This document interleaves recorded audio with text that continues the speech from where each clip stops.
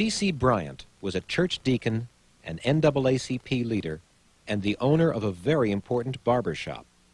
It was a place where every Saturday where people went and got their hair cut and they discussed the problem of the civil rights thing and everything. I can recall Deacon Bryant cutting hair and encouraging his customers to come to the meeting and things. It was between C.C. Bryant and Webb Owens that the project in Macomb got off the ground. The project would be the first voter registration drive in Mississippi by the Student Nonviolent Coordinating Committee, or SNCC. And Bob Moses, then 25 years old, would be the first SNCC organizer to arrive. And Webb was the treasurer of the NAACP. When Mr. Webb would be taking up money for people to go and register, taking up money for Bob, he'd always come by my place. He said, Quinn, he said, give me $5. And we raised $5 and $10, right, from individuals. But the people was doing it because they had confidence in Bob Moses. Everywhere you went them days, the white folks was asking, who is Bob Moses? I met Bob Moses, and that kind of turned my life around in terms of getting involved. Every morning I'd go to work. Who is Bob Moses? I say, I don't know Bob Moses. Because if you know Bob, you can't know Bob and not get involved. So when I went back to work the next day, she said, did you ask Jesse M. about Bob Moses? I said, yeah, but they ain't told me nothing about Bob Moses. And until this day, if you said Bob Moses, yes, I know Bob Moses. And when she come up to my house, she sit on the front porch. Maybe Bob will pass. I said, maybe so. Maybe Bob will pass. Maybe Bob will pass. She take a seat on the front porch. Don't care how many of us was out there. She sit on the front porch with us, waiting to see if Bob was gonna pass, I guess. And thinking, I guess we'd holler, hi, Bob.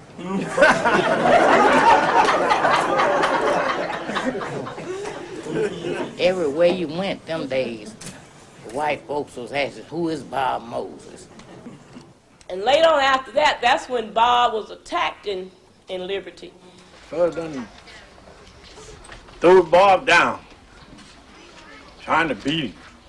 I just stepped back there at the end and nothing I know to do. I just pulled the man off Bob, you know. And the man didn't bother me. I just told him, don't hit him no more. He didn't say anything to me, but oh, he was just cussing Bob. Okay.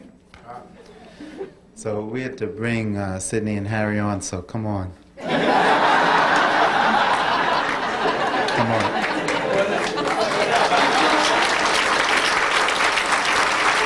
Oh, no.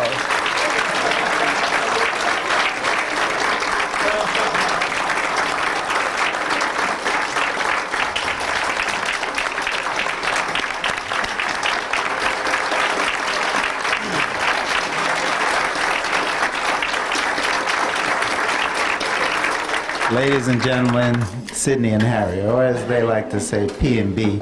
But and if you want me to say something about them later, I'll tell you something about them. But anyway, here they are. When I first came to Mississippi, it was a bad year. Medgar Evers had, before I came here, been murdered, and the man who murdered him was rewarded for that by being made sheriff of the place that I had to go visit, Greenwood, Mississippi. It was also the year that 3 civil rights workers were missing and later found to be murdered. 1964. Mr. Portier and I came together because I was called and asked to come here and to bring some money to put into the project to continue to keep the students here who are registering people who could not read or write to learn how to read and write so they could become voters and take advantage of that thing that the civil rights movement was trying to put in place. I called Sidney and told him about the money that had to be raised. It was quite a bit. I sought his assistance. I had no time to go around and rally for it and to speak to huge gatherings. We had to do it fast. We got it, we came down, and when we arrived in Greenwood, we were chased by the Ku Klux Klan from the airport, the little tiny airport we were in, until we got to home base, SNCC headquarters. That was my introduction to Mississippi. Behind all that grief and tragedy was a man who brought a spirit and a vision for the future that many had not thought about. What was the point of having civil rights and voting rights if the people for whom it was intended were incapable of using it? If they can't read and they can't write, and they do not know how to deal with the polling process, it'll be a lost effort. His vision created a little group called SNCC, and he gathered around him students from all over this country to come down to put that to work. I didn't get to know him intimately then. Our paths crossed several times. He's not easy to get to know. He's very introverted, very quiet, and he does his thing in a realm of silence that's sometimes intimidating. Not so much for the silence itself, but because you never know quite what's going to come out of it. What new vision. The next time our paths crossed was in Africa, in Tanzania. I had been for many years deeply involved in the liberation movements of Africa, and Tanzania certainly held an important center of convening for those who were interested in that struggle on that continent. And there was Bob Moses, looking, learning, and teaching. We spoke then briefly. And then back to the void. Sidney and I were receiving an award in California for our lifetime achievement, the NAACP Legal and Defense Fund. And at that meeting, Sidney called and told me that, guess who's coming to dinner?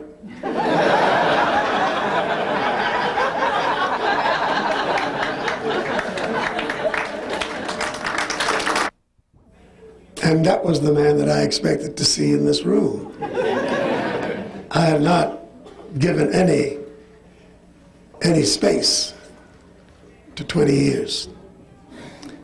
And when Bob walked in and I saw this matured, chubby little fella with hair slightly receding and the gray beard, I was overwhelmed with the sense of history. And it was wonderful to see him again. And it was at that moment he said, "I have to talk to you." He came with another man who, the first time I saw him, was on television. God, was he fiery and passionate. And he was preaching brimstone and fire. He was in a rage at what had happened to the 3 civil rights workers. Dave Dennis, he came with Bob, and they said, "We have a thing called the Algebra Project, and we need to talk to you." And I said, "Okay." Looked at Sidney and said, "We got 15 minutes, run it by us." And Bob looked at me and he says, "I don't think we can run it by you in 15 minutes. But I'll use these 15 minutes to tell you that if you remember how important it was back in '64 when we did the voter registration, let me presume to tell you that this carries that same kind of clout and perhaps even something more significant. So I agreed with Sidney that we would meet again and talk about it.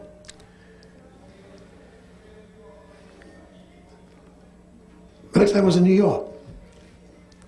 Ms. Vida Gaynor came that time, and when I saw her walk into the restaurant where we were meeting, I knew that there's something about this project that had more resource than I realized.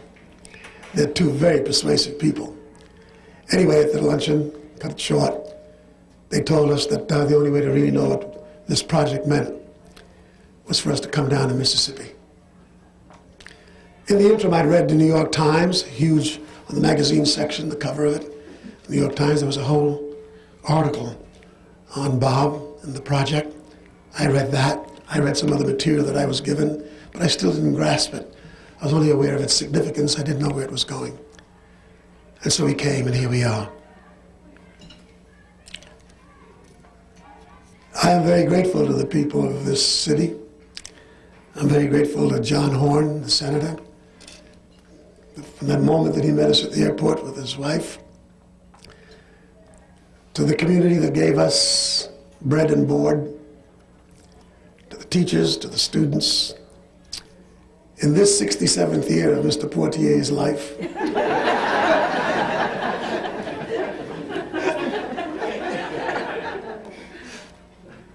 and he's only 8 days older than I am.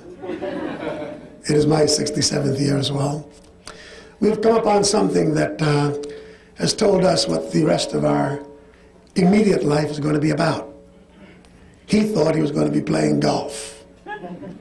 He's earned it. He's walked the long walk. I thought that I'd be going down to the West Indies and watch the fish go by and put pen to paper and do what he did, write my memoirs. But that will not be the case. I really have to see this through. I have come upon something that fills my heart and fills my soul. It isn't just about Mississippi. It's about every child in this country, regardless of race, creed, color, or religious persuasion, or gender. It's about the 21st century and the hope that we must put in the hearts and the minds of the people who are going to run that century. They're here now. Actually saying to me, you're wrong, you don't say it like that. So then I know that one day, if I'm still teaching, these will be the kids that I will get, and they won't be afraid to ask questions. That means that I'll have to go back and brush up. Their self-esteem goes up because they understand that this is not just me getting up and giving an answer and I may be wrong. This is my group. And if we are wrong, then we'll go back and we'll get in the group and we'll talk about it and find out why we're wrong. He's a crazy man, a smart crazy man, to come up with this project that people all over Mississippi can learn about. About the algebra program, she thinks it's fun, she thinks math is fun, you know, and it's just a learning process that I never would have thought she would have experienced. You know, these students will go on to college, will go on maybe to different technical colleges and universities, and I think that you would have to let these students reflect back on what impact, you know, these type of programs, specifically this program, had on their formal education.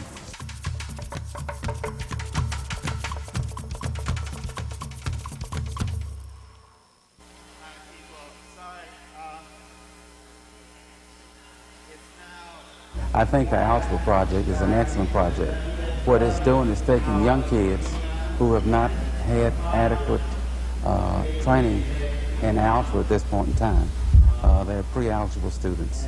It's taking them and it's developing their mind to prepare them for formal training in algebra and math. I think the impact of this program is excellent, it's outstanding. I think the real measurement of the dynamics of this program will be almost in 10 to 12 years, because, you know, these students will go on to college, will go on maybe to different technical colleges and universities. And I think that you would have to let these students reflect back on what impact, these type of programs, specifically this program, had on their formal education. I think some measurements of this program to come would be informal California Achievement Exam, for instance, the SAT, ACT test scores. But, the impact of this will be tremendous within the area of minority students and other students who have traditionally not scored up to par on the national average of standardized testing scores. The histogram, all the bars have to be together. What I like about it is that the kids can actually participate.